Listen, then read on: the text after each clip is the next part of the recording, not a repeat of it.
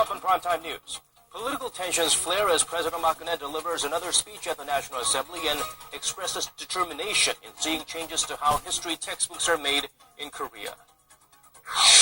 200 scholars and civilian experts have gathered in Seoul for the Northeast Asia Peace and Cooperation Initiative Forum. Attendees will cover a wide range of topics including sustainable energy, security, and cyberspace. Korea's consumer sentiment is rising steadily, making a rebound from fallout caused by the MERS outbreak, but many continue to build up their savings even when interest rates are at an all-time low. Stay tuned for these stories and more.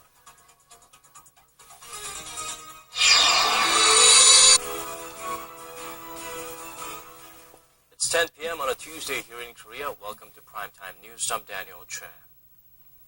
At the National Assembly, President Park Geun-hye delivered a lengthy speech on the government's budget plan and pending national issues. She also focused on the history textbook issue, which is arguably the biggest source of friction between rival parties.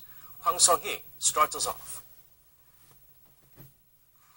President Park laid out the government's budget plan and policy goals for next year in her speech before the National Assembly on Tuesday. But she also had other objectives in mind, including urging lawmakers to swiftly pass a handful of key bills.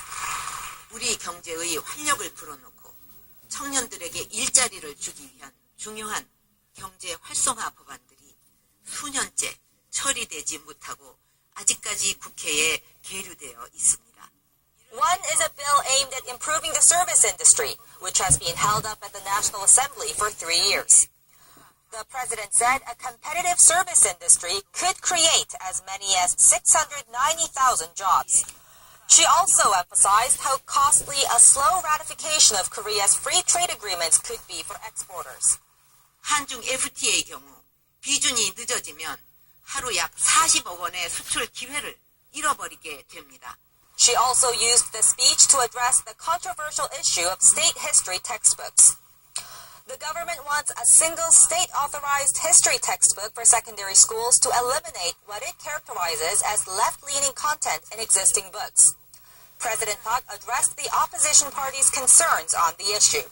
일부에서 역사 교과서 국정화로 역사 왜곡이나 미화가 있지 않을까 우려하고 있지만 그런 교과서가 나오는 것은 저부터 절대로 좌시하지 않을 것입니다. But whether the remarks were enough to win over opposition lawmakers on the controversial issue remains to be seen. Hwang Sang-hee, Arirang News. Contrasting as night and day were Korea's two main rival parties' reaction to the presidential address to the parliament. Park Ji-won brings us their differing views.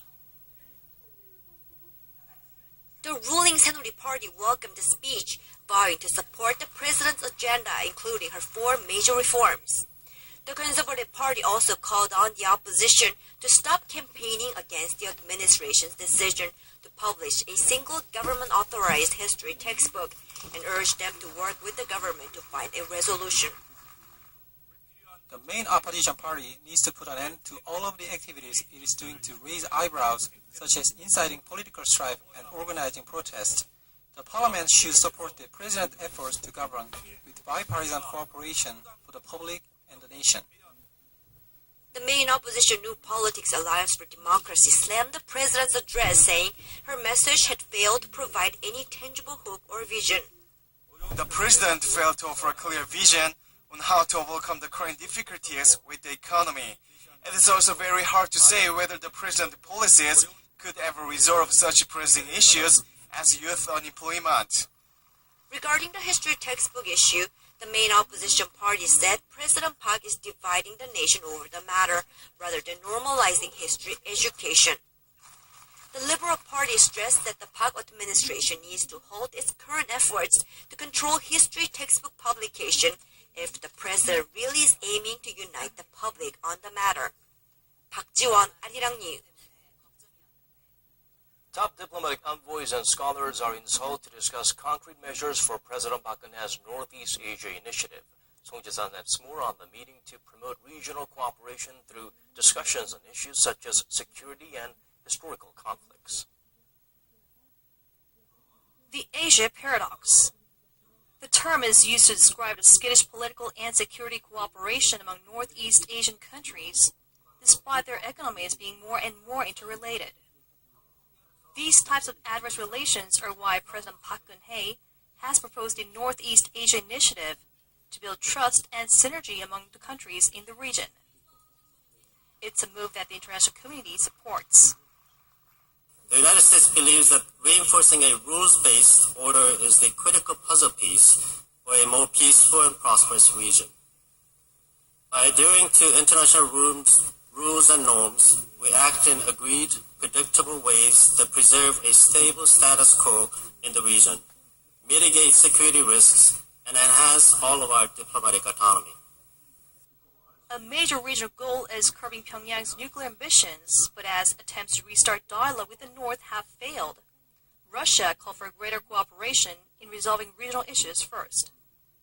We believe that the solution of nuclear issue of the Korean Peninsula is possible only in the broad framework of general improvement of situation in Northeast Asia, along with gradual dismantlement of still present confrontational division lines. And this process should be multilateral and reciprocal, should be oriented into long strategic prospect. Beijing also stressed the need for economic integration, pointing out that the stable security can only be supported by sustainable development.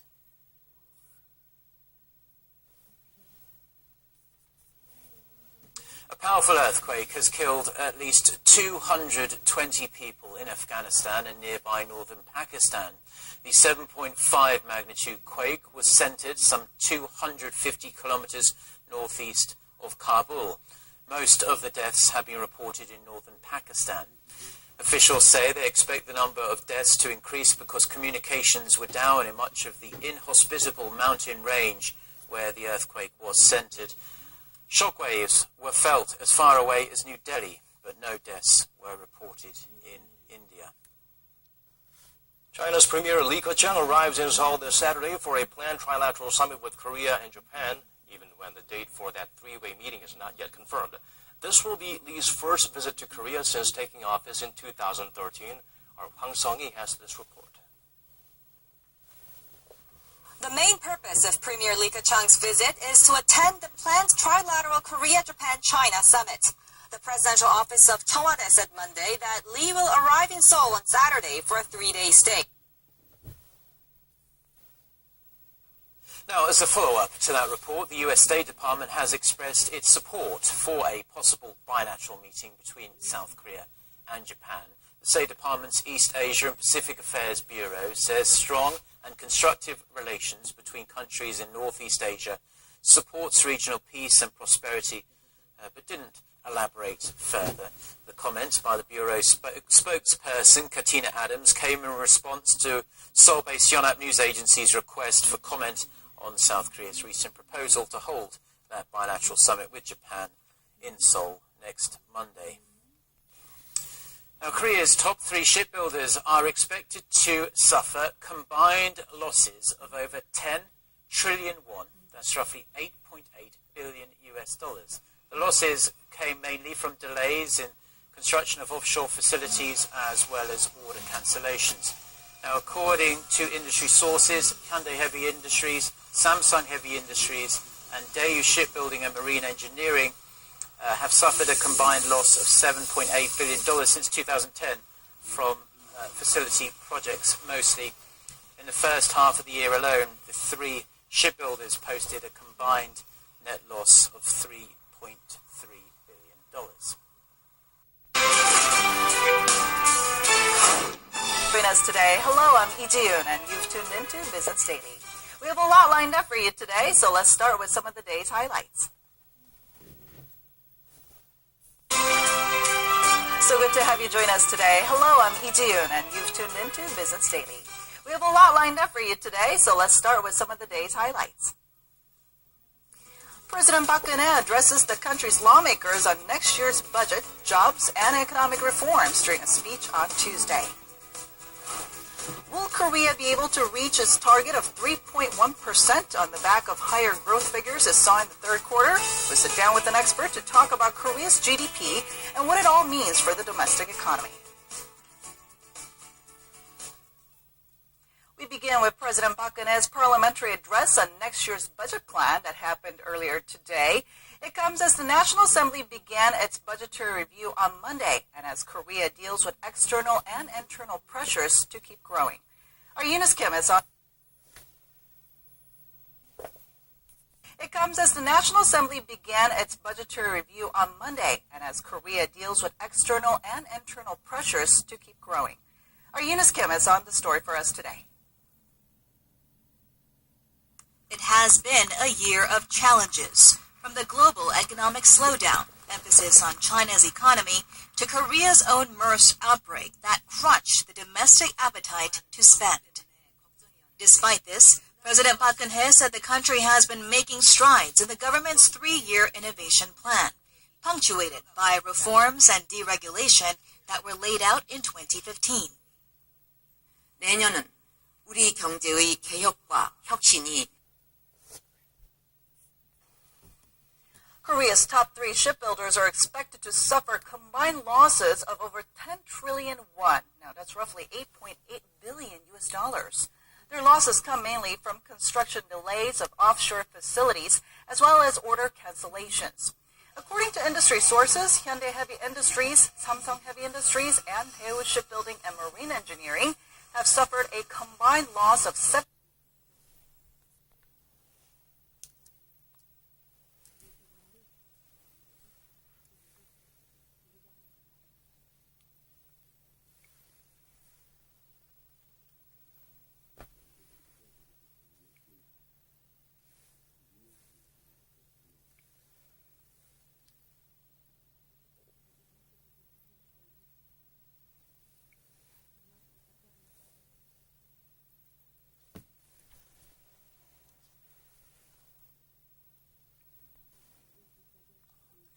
Now to some good news for drivers, particularly those of us who drive in Korea, because a team of Korean researchers are making GPS navigational systems that should hopefully ensure you never get lost or go the wrong way again. Son Ho-lee reports. Whenever you use a navigation phone app, it tracks your location and the direction you're heading by using a GPS satellite signal. But many times, tall buildings and other obstructions can distort the signal being sent from the satellite, throwing off your exact location. To counter this, a team of Korean experts have developed a way to upgrade the precision of the satellite's navigation signal.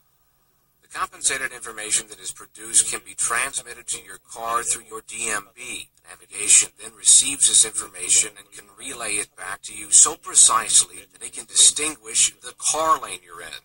The technology uses 4 base stations